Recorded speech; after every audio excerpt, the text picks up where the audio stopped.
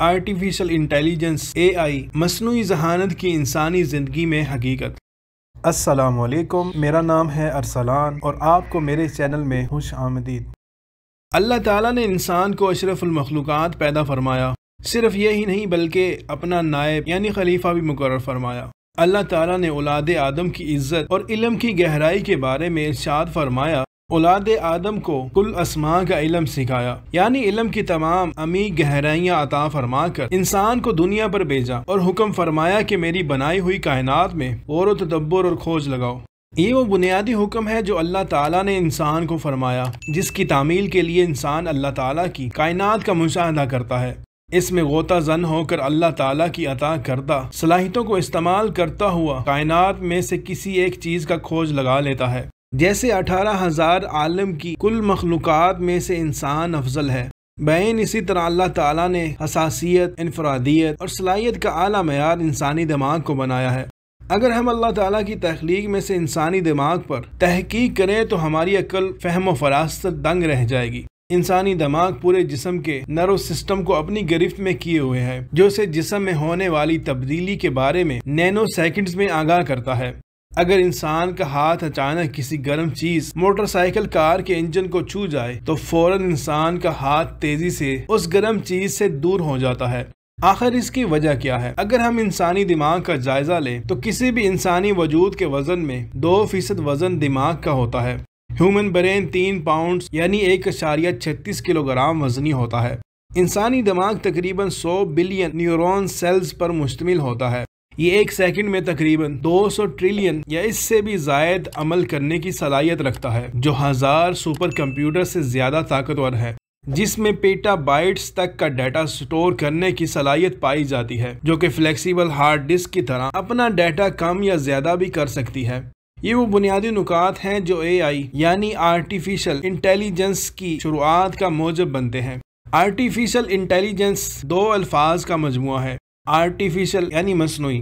اگر ہم اپنے ارد گرد نگاہ دورائیں، ہمیں ایسا محسوس ہوگا جیسے چیزیں مصنوعی ہیں۔ مصنوعی کو اگر ہم سادہ لفظوں میں بیان کریں تو ہم یوں کہہ سکتے ہیں کہ وہ اصل نہیں بلکہ اصل کے قریب تر ہوں۔ اگر ہم سپورٹس کے میدان کی بات کریں تو بہت سے میدان ایسے ہیں جہاں مصنوعی گھاس پر براہ راست میچز کھیلے جاتے ہیں۔ اسی طرح میڈیکل کے شعبے نے مصنوعی عضو پر بہت حد تک کامیابی حاصل کی ہے۔ اب مصنوعی دل پر بہت تیزی سے ریسرچ جاری ہے۔ انٹیلیجنس سے مراد ذہانت کے ہیں۔ جس طرح انسان سوچنے، سمجھنے، تجزیہ و فرق کرنے اور حالات کو مد نظر رکھتے ہوئے فیصلے کرنے کی طاقت رکھتا ہے، انسان یہ سمجھ سکتا ہے کہ مشکل کام کو کس طرح بخوبی انجام دیا جا سکتا ہے، رن ٹائم پر کیسے خود کو مولڈ کیا جا سکتا ہے۔ یہ وہ ذہانت ہے جو انسان میں پائی جاتی ہے، لیکن انسان یہ ذہانت میکینیکل چیزوں میں دیکھنا چاہتا ہے، جس میں ابتدائی طور پر بہت سی کامیابیاں حاصل ہوئیں۔ مثلاً فروری 1996 کو ڈیپ بلیو نامی کمپیوٹر نے شطرنج کے عالمی چیمپئن گیری کاسپاروف کو شطرنج میں شکست دی، جس سے اس مفروضے کو بے حد تقویت ملی کہ مصنوعی ذہانت انسانوں کے مقابلے میں ایک الگ ذہانت کی حیثیت رکھتی ہے۔ اس طرح کی اور بھی کئی مثالیں دی جا سکتی ہیں، لیکن انسان نے یہ سوچنا شروع کیا کہ کیلکولیٹر سے لے کر چھوٹی بڑی ویڈیو گیمز میں جو مصنوعی ذہانت بکھری پڑی ہے، ان سب کو یکجا کر کے ایک انسان نما روبوٹ میں ڈال دی جائے تو وہ مصنوعی ذہانت سے نکل کر خود کار ذہانت کی صلاحیت بھی حاصل کر لے گا۔ لیکن ابھی تک یہ مصنوعی ذہانت کے روبوٹ انسانی کوڈنگ کے محتاج ہیں۔ جدت کے باوجود انسان نما روبوٹ انسان کی طرح صلاحیت حاصل کرنے میں کامیاب نہیں ہوا۔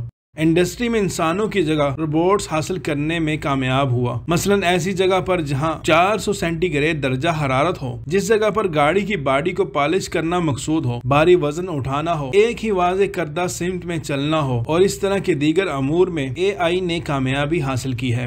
AI کا نام لیتے ہی تصور میں ایک مشینی شکل کا ڈھانچہ آ جاتا ہے جو کہ بہت زیادہ پاورفل، بے رحم سی چیز دکھائی دیتی ہے، لیکن حقیقت اس کے بالکل برعکس ہے، جس میں ہم یوں کہہ سکتے ہیں کہ AI یہ وہ قابلیت ہے جو کمپیوٹر کو مشکل ٹاسک ادا کرنے کے قابل بناتی ہے، جو کہ انسانی ذہانت کی طرح کام کرتی ہے، جس میں فیصلہ کرنے کی قوت، غلطیوں سے سیکھنا، مشکل ریاضیاتی عمل کو حل کرنا، آواز اور چہرے کی پہچان وغیرہ شامل ہے۔ آئیے اب AI کا تاریخی پس منظر جانتے ہیں۔ اگر ہم AI کی تاریخ پر غور کریں تو 1950 کے ابتدائی سالوں میں مشینی سوچ، سائبر نیٹ، آٹومیٹا تھیوری، اور انفارمیشن پروسیس پر بہت سا کام سائنسدانوں نے اپنی ذہانت حیثیت میں انجام دیا۔ 1956 کی ڈارٹ ماؤنٹ کانفرنس میں ڈاکٹر جوہن نے پہلے سائنسدانوں کے تمام کام کو اکٹھا کرنے کا ایک نیا خیال پیش کیا جس کو اے آئی کا نام دیا گیا۔ دنیا کا پہلا اے آئی پروگرام لاجک تھیورسٹ تھا جو درجنوں حسابی عمل اور ڈیٹا کو حاصل کر سکتا تھا۔ اس پروگرام کو بھی اسی کانفرنس میں لکھا گیا۔ اگر ہم ارد گرد کا مشاہدہ کریں تو ہر چیز میں اے آئی کی جھلک دکھائی دے گی، حتیٰ کہ موبائل فون، لیپ ٹاپ، انٹرنیٹ، آواز کے ساتھ گھر کا گیٹ کا کھلنا، بارش آتے ہی چھتریوں کا اوپن ہو جانا، آفس میں جاتے ہی روبوٹ کا استقبال کرنا، robot waiter, robot chef, medical, تعلیمی میدان، سپورٹس، کسٹمر سروس، صنعتیں بھی اے آئی سے خالی نہیں۔ میڈیکل میں اے آئی کا استعمال۔ میڈیکل وہ شعبہ ہے جس میں ہر انسانی جان بہت قیمتی ہے، جس کی حساسیت شاید وہ ہی جان سکتے ہیں جو اس شعبے سے منسلک ہیں۔ انسان کا وجود باریک وینز اور مختلف انسانی آرگنز پر مشتمل ہے۔ بہت عرصہ تک ڈاکٹر نارمل سرجری ہاتھ سے کرتے رہے ہیں، لیکن پیچیدہ سرجری کے لیے میڈیکل کے شعبہ بھی اے آئی کی مدد لینی پڑی، جس کی وجہ سے مشکل آپریشنز بھی آسانی سے سر انجام دیے جا سکتے ہیں۔ حال ہی میں دل کے دورہ سے ہونے والی اموات کو روکنے اور دل کی وینز میں کلاٹ کو دور کرنے کے لیے ایک نئی ٹیکنالوجی متعارف کروائی گئی جو اے آئی کی گائیڈ وائر کے ذریعے دل کے وینز کے اس حصے میں چلی جاتی ہیں جہاں کلاٹ بنا ہوتا ہے۔ وہاں اس رکاوٹ والی جگہ پر سٹنٹ ڈال کر خون کی روانگی کو برقرار رکھا جاتا ہے۔ نیز میڈیکل کے بہت سے شعبہ جات میں اے آئی کا مثبت کردار ہے جو خراج تحسین کا مستحق ہے۔ سپورٹس میں اے آئی کا کردار۔ اے آئی نے سپورٹس کے میدان میں بھی اپنے آپ کو منوایا۔ فائٹنگ، ریسلنگ گیمز اس کی ایک زبردست مثال ہے جن میں کئی مرتبہ کمپیوٹر کی ذہانت انسانوں کو شکست دیتی ہے۔ ذہنی صلاحیتوں کو اجاگر کرنے کے لیے آٹو گیمز مصنوعی ذہانت کا ہی حصہ ہیں۔ سوچ بچار، گہری منصوبہ بندی اور چالاکی پر مشتمل گیم شطرنج کی مثال پہلے دی جا چکی ہے۔ اس میں بھی آرٹیفیشل انٹیلیجنس نے عالمی چیمپئن کو مات دے رکھی ہے۔ آٹو موبائل صنعت میں اے آئی کا کردار۔ دنیا میں آٹو موبائل ضرورت کے ساتھ ساتھ ایک فیشن بھی بن گیا ہے۔ آٹو موبائل کی صنعت میں اضافہ اور برانڈ میں بھی بہتری آ رہی ہے جو کہ ایک مثبت قدم ہے۔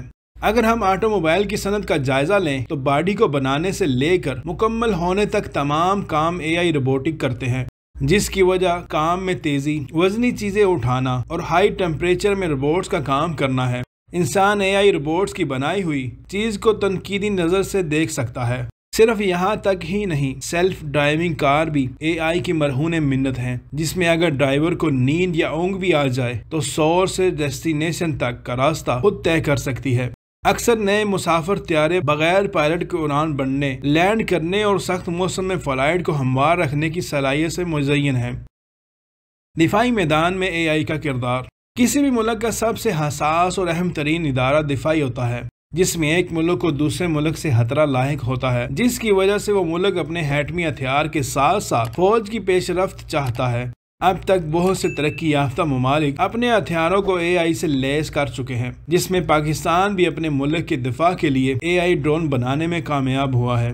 ہر ملک اپنے فضائی، بحری اور بری فوج کی نگرانی ہر وقت چاہتا ہے، اس لیے اے آئی بہت زیادہ اہمیت کا حامل ہے، جس میں ایئر ڈیفنس سسٹم جو کہ دشمن جہاز کو نشانہ بنا سکتا ہے، لوٹرنگ مونیٹیشن جو کہ بادلوں میں چھپے ہوئے اور بادلوں میں چھپ کر مخصوص فاصلے تک دشمن کے ٹھکانے کو نشانہ بنا سکتا ہے، اور سنتری ویپنز جو کہ بارڈر کے قریب نصب ہوتی ہیں، اس میں کیمرہ اور تھرمل امیج کی مدد سے دشمن کو نشانہ بنا سکتی ہیں۔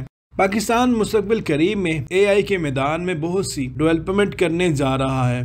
پاکستانی حکومت نے رواں بجٹ میں 1.1 بلین روپے اے آئی کی ابتدائی پروجیکٹس پر مختص کیے ہیں، جو کہ ملکی سطح پر اے آئی پروجیکٹس میں کارآمد ہوں گے۔ اس منصوبے میں ابتدائی طور پر اعلیٰ تعلیمی کمیشن HEC کے تحت 6 پبلک سیکٹر یونیورسٹی میں 9 اے آئی لیب کا قیام ہے۔ یہ وہ بنیادی اور اہم قدم ہے جس سے طالب علم ملکی خدمات میں ایک ریکارڈ کا اضافہ کر سکتے ہیں۔ سامعین محترم، یہ تھی ایک معلوماتی ویڈیو آرٹیفیشل انٹیلیجنس کے بارے میں۔ امید کرتا ہوں یہ ویڈیو آپ کے لیے معلوماتی ثابت ہوئی ہوگی۔ ویڈیو پسند آئے تو اس کو لائک کیجیے اور اپنے احباب سے ضرور شیئر کیجیے گا، اور اس طرح کی مزید ویڈیوز کو دیکھنے کے لیے آپ ہمارے چینل کو سبسکرائب کر سکتے ہیں۔ اب میں ملتا ہوں کسی نئی ویڈیو میں، تب تک کے لیے اللہ حافظ۔